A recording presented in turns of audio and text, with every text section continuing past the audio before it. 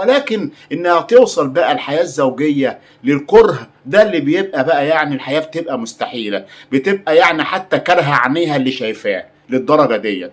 وتيجي تروح تشتكي لاهلها، اهلها يقولوا لها ايه يعني عايزه ايه، وبعدين يعني عايزه تتطلقي، يعني تتطلقي وتيجي تقعدي عندنا، وبعد ما تتطلقي وفي حد هيعبرك يا بنتي؟ وطبعا كلنا عارفين ان الطلاق في الصعيد غير يعني في البندر. يعني انت لو واحده اتطلقت تلاقي الكلام عليها كتير، وما تخرجش من بيتها، وان خرجت لازم رجلها على رجل امها ولا اختها ولا اخوها، والكلام بيبقى يعني تقول لك هي مطلقه، وليه بقى نطلقها؟ لا ما تتطلقيش، خليكي عايشه مع جوزك على كده.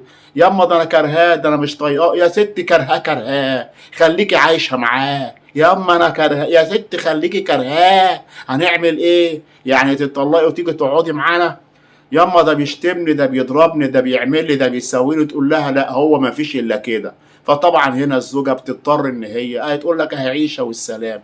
لغايه ما حصل بقى هنا ما بين النوبي وبين كريمه، الاتنين مش طايقين بعض على الاخر، وهي مش طايقاه لدرجه ان هي كارهه عينيها اللي شايفاها بيه.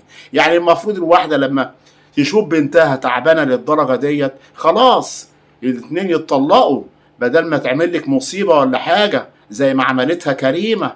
ولا يعني هي مش تتطلق وتقعد جنبك احسن ما تخش السجن، ولا بنتك تتعدم؟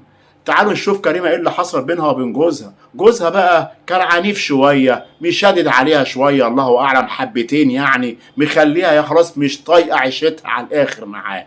خليته نايم وراحت داخله المطبخ. تخيلوا عملت ايه؟ بدل ما تجيب اقرب حاجه ليها سكينه ولا حاجه، ولا زي ما نسمع بيحطوا له حبايه الغله ولا كلام من ده، لا، دي دخلت جابت الانبوبه، انبوبه البوتاجاز، وراحت مخليه نايم، وراحت نازله عليه بانبوبه البوتاجاز، اضرب اضرب فيه لغايه ما الراجل طبعا مات. هي شافت المنظر ده قعدت تصوت، هي نفسها قعدت تصوت الحقوني الحقوني. طب بعد ما ضربته صوتت لان مش مصدقه نفسها في اللي هي عملته. طبعا على طول اتلمت الناس وجت الاجهزه الامنيه، وابوها وامها جم بقى اللي هم ما كانوش عايزين يطلقوها. عملت كده ليه يا بنت؟ عملت كده ليه؟ ما انا قلت لكم، ما انا لو انا طفشت هيقولوا ان انا عاشقه واحد وهجيب لكم العار، ولو انا اتطلقت وقعدت عندكم هتقولوا مطلقه وما ينفعش تبقي مطلقه ومين هيتجوزك. اديني خلصت لكم عليه. هنا طبعا تم القبض على كريمه، وبالتحقيقات معاها طبعا اتحولت لمحكمه الجنايات.